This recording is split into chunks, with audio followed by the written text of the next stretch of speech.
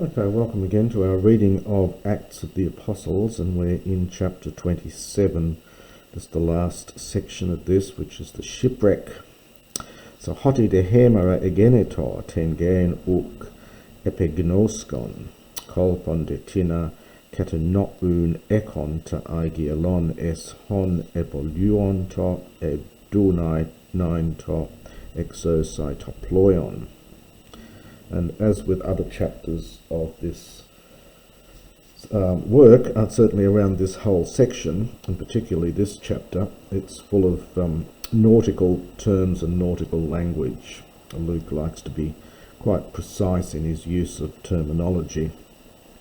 So, but when it was day, uk epignoskon, they did not recognize the land, but kat enoun, they spied, so they noticed.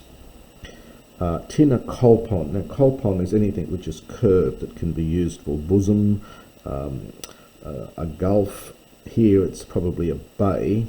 So they noticed a certain bay, ekonta, having a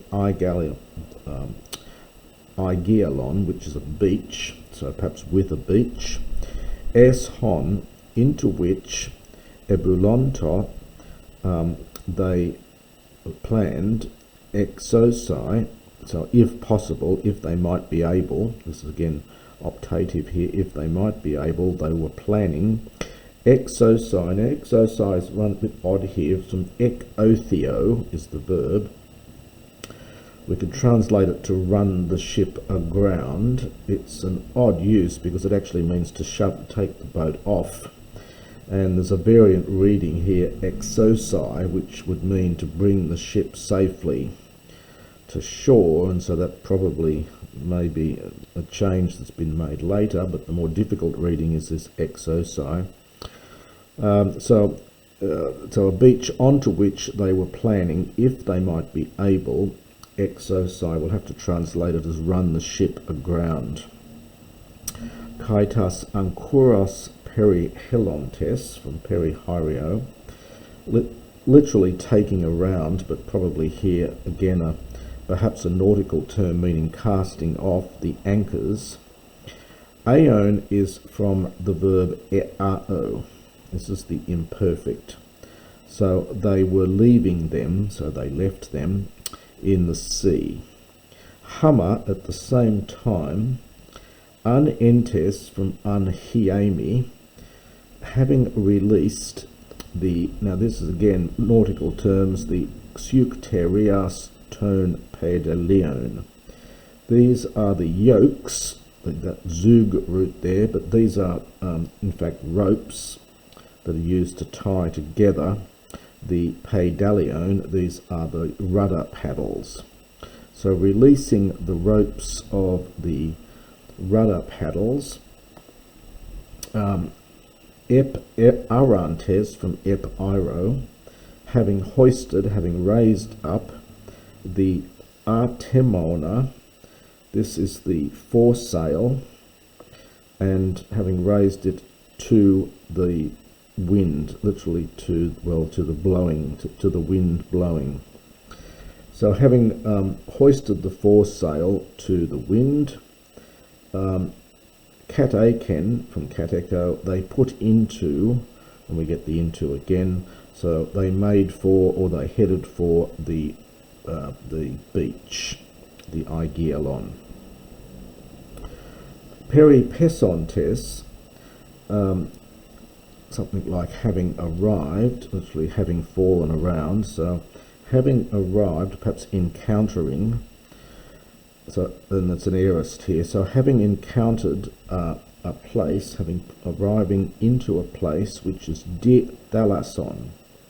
This adjective is only used here in all of Greek. It means, the meaning's very clear, it means the place where two seas meet. Apekalan, now there is this old verb okelo with two lambdas, which doesn't survive into New Testament Greek. There is exkelo, I think, in the Septuagint, used very rarely, but this is from epikelo, which is seems to be a survival of this this verb of running aground. So the classical verb is okello. Here we get epikello. So having run the ship aground. So having arrived at the place where two seas meet, they ran the ship aground. Kai heproa, and the prow, eresa, so this is from erado, to stick fast.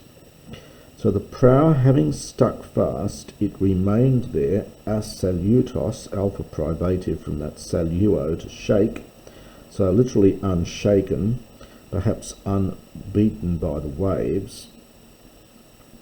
He de prumna, but the stern, elueto, literally was loosed, i.e. was broken to pieces, hupo tes bias, and then in brackets tone kumaton, by the violence of the waves. Tone destratio, tone boule egeneto hinatus desmotas apoktenosin, metis ek columbesas dia fugae. But the plan, the boule, the plan of the soldiers was that, funny sort of use of hina here, was that they might kill, from apokteno, tus desmotas, the prisoners, may, lest tis any of them, ek columbesas, now this is from ek columbao is the verb, it's a contract alpha verb, and this is ek, so lest any of them swimming out diafugae might escape. Aorist subjunctive from diafugo. Hot de hecantakes, but the centurion Boulomenos, wishing Diasosi to keep Paul safe, to save Paul, to rescue Paul, Ekolusen, he hindered them from, and it's after verbs of hindering, you take a genitive, so he hindered them from their plan. From Boulema, third declension neuter, and Ekeliusen, he bid tus dunaminus, those who were able,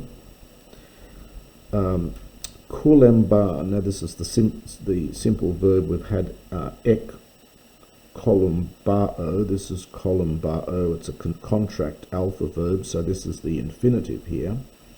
So he bid those who were able to swim, apo ripsantes, having hurled themselves, protus, first of all, to having hurled themselves first to exiani, to go upon the land, to get to the land.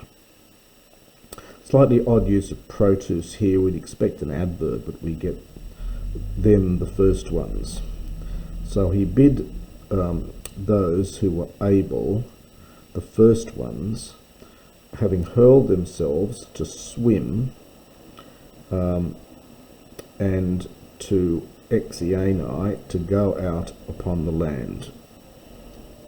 Kai tus loipus, and the remainder, whom, so we get hus men and hus de, so some of them, episanisin, this is a dative plural from sanis, which means a plank of wood, dative plural here from sanis, it's one of those third declension nouns in is, so some of them on planks of wood, and others, epitinon tone, on certain parts of those things from the boat, i.e. so some of them on certain parts left, certain broken pieces perhaps left from the boat. Kai hutos egenitopantas diasothenai epitane gain, and thus it happened that all diasothenai were kept safe, or arrived safely, epitane gain, on the land. And that is the end of chapter 27.